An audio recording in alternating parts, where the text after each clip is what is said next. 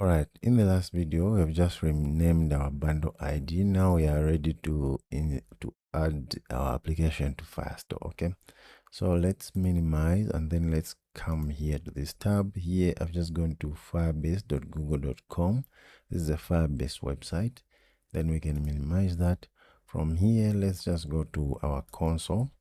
So if you haven't created an account with Firebase, you just simply need to create and then come to console.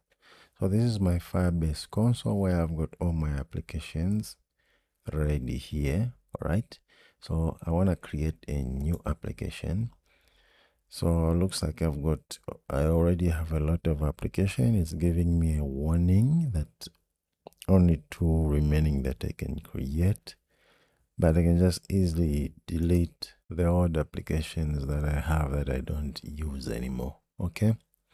So now here we need to give it a name. I'm going to give it the same name, Flutter Firebase Auth UI. This is going to be the project name. Okay. Then let's hit continue. Now here you can either enable Google Analytics or disable it. I'm just going to leave it like that. Let's click continue. Then here I need to select the account. I'm going to select my default Firebase account. Then let's create. So let's wait for the project to be created here and then we'll continue. All right, our project has been created. So let's click on continue. It's gonna load and then take us to the dashboard. So this is a new application that we've just created. Now we need to connect it to our Flutter application. Okay. So the first thing to do is here we can connect it individually, but we can start with iOS, Android, and then web. Okay. But we can just directly use Flutter here. This is the easiest way to connect the Flutter application. Okay. So without wasting time, let's go ahead and click on Flutter here. All right, here now, these are the steps that we need to go through step by step. Okay, let's get started. So first, it says the easiest way to get started is to use Flutter Fire CLI. Okay, before you continue, install the Firebase CLI and log in. So what I will do is I'm going to open this in the new tab. I've already done all these, but I'm just going to show you guys how we can quickly do it. So I'll go in that tab and then here it's going to say install the Firebase CLI. Okay, so here I'm on Windows, so we're going to go follow the Windows instruction. If you're on Mac, it's similarly the same. It's not that complicated. If I click on Mac here, it's going to take me for the Mac installation. You just need to do the same here. You can install it via npm or a standalone binary, but first you're gonna need to install the Node.js. Okay, but since we are on Windows, let's go back and do it for Windows. So for Windows, this is what we need to do. So first, this Node.js, I'm gonna open it in the new tab. It's going to start downloading, and now if you go here, you need to download and install Node.js. Okay, if you don't have that already installed in your system, just download it and install it. So in my case, I have it, so I'm gonna close that. So right after you do that, you need to come here, and then when you install that, you need to use npm in Node.js to install the Firebase CLI. Okay, so once you install that, you need to open the terminal and then you're going to run npm install -g firebase tools. Okay, so what I'm going to do, I'm just going to show you how this is done. So once you install the Node.js, you just need to copy this command here and then you open the terminal, or you can just easily come to the terminal here in your code, or you can just open the terminal anywhere. All right, but I'm just going to open it here and then paste it here. Then once you run this code, it's going to install this Firebase tool. All right, so I've already done it, but I'm just going to do it again. Maybe there's even updates. All right, So let's wait for it to run. Okay.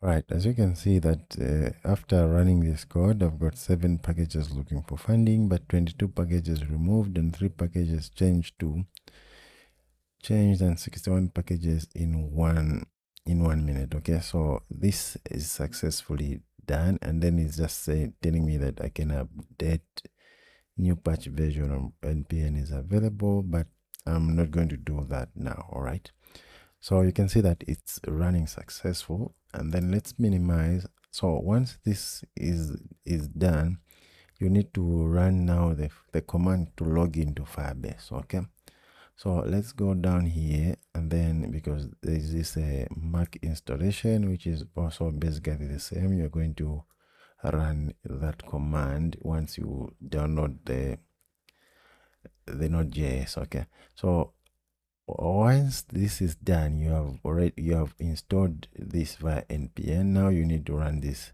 Firebase login command. Okay, so I'm just gonna copy this, and then I'm gonna go to my application. Sorry, where is that? Okay, it's right here. So I'm gonna come here, and then I'm gonna paste this, and then I'm gonna run it.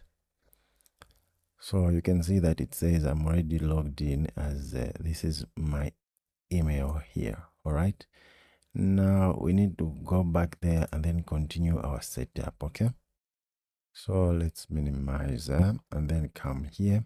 So here, this part is done, and then it says run Firebase logged in. We've just checked that we have already logged in. For you guys, if you're not logged in, you need to log in with your Google account, the account that is also logged in your Firebase here. All right, this is the account that you need to log in with here.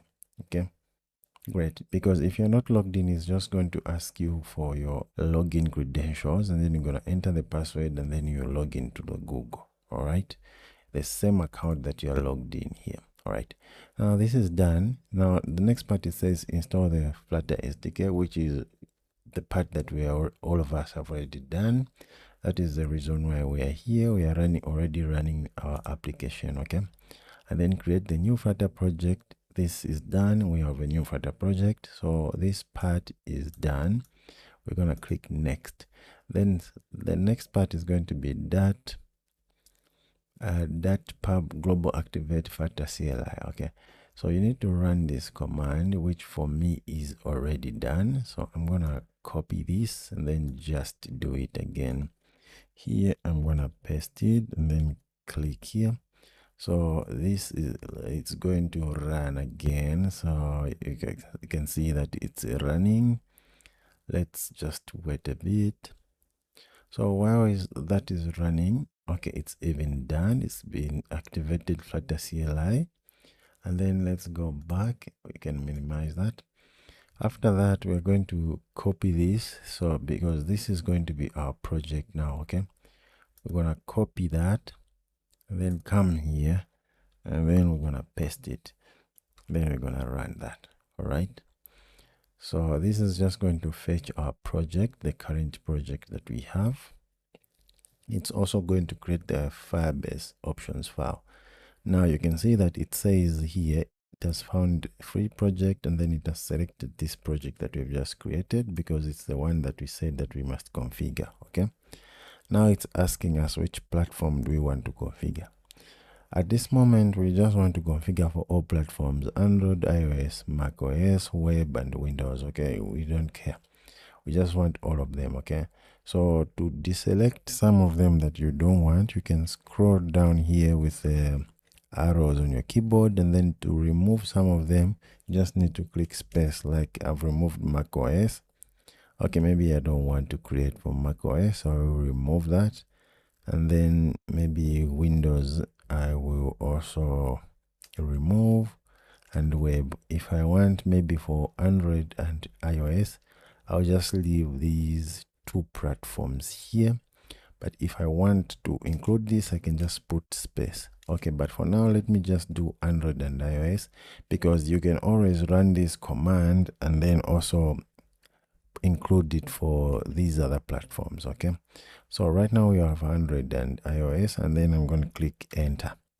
Now it's going to create the project in Firestore for Android and iOS. Okay, so let's just wait for this to finish. All right, great. Now you can see that it has generated a Firebase configuration file, Firebase options that's been generated. This is our Firebase options file, which has been created, and then the Android application and then the iOS application have been created. Okay, great.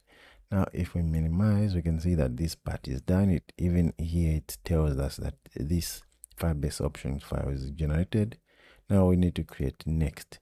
So now the next part is telling us that we need to put this in our main.dat. Okay, this code. So I'm just gonna copy this code, copy, and then come back to our application. Now this is done. We don't need, we can just close that. And then in our main.dat here, up here, first let's put this as asynchronous. All right, asynchronous, and then before we run the application here, we're gonna paste that code here. All right, now we need to import this Firebase code. We already imported installed that package, and then also we need to import Firebase Auth.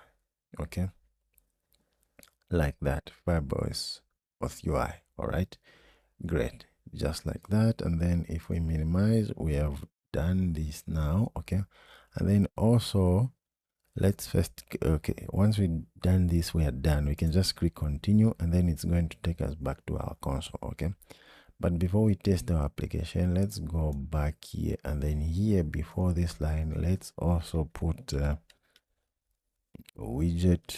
It's called widget flutter binding dot ensure initialized, like that. All right, now with this we are done, and we have connected our application to Firestore. So the next thing to do is let's go here in our Android build.gradle. What we want to do is to change some minimum SDK. Okay, so minimum SDK here, let's put it to 23, and then the target SDA, we always need to put the latest Android version, so let's put 34. All right, just like that. And then what else do we need to change here? I think everything is just the same here. I mean, it's just okay here. Okay, I think with these changes we are done, so we can close that and save it. Now let's run the application. We'll see if it's successfully run, and then we are successful. Okay, so let's come here and then just run the application again. Let's just wait for our application to rebuild, and then see if we have successfully connected the application to Firestore. All right, you can see our application is successfully running, which means that everything is just fine here. The application is connected to Firestore. We can go ahead and start building this. Okay, great. The connecting the application to Firestore is done, and then we're gonna end this video right now. We'll continue in the next video. Thank you guys, and see you in the next video.